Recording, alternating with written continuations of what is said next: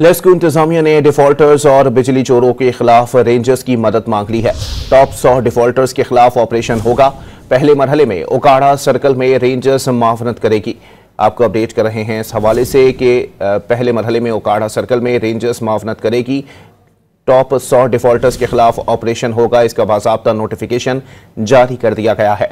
मजीद जानते हैं don news के नुमाइंदे अली वकार से। जी अली वकार, मजीद क्या कहा गया है नोटिफिकेशन में?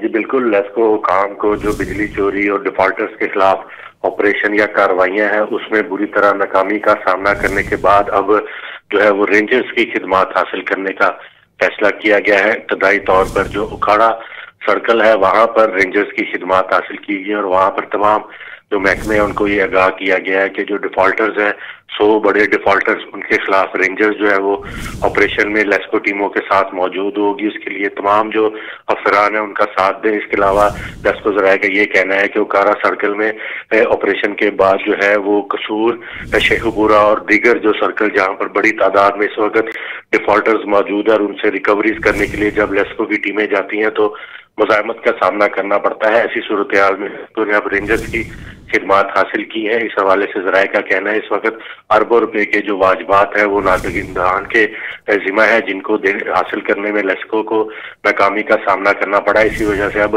एक आला सतही मुज़ाकराती कमेटी में ये फैसला किया गया इस तरह के बड़े डिफॉल्टर्स जो बाअसर और ताकतवर है उनके खिलाफ ऑपरेशन के वक्त रेंजर्स को भी अपने साथ ले जाया जाएगा। बहुत शुक्रिया अली।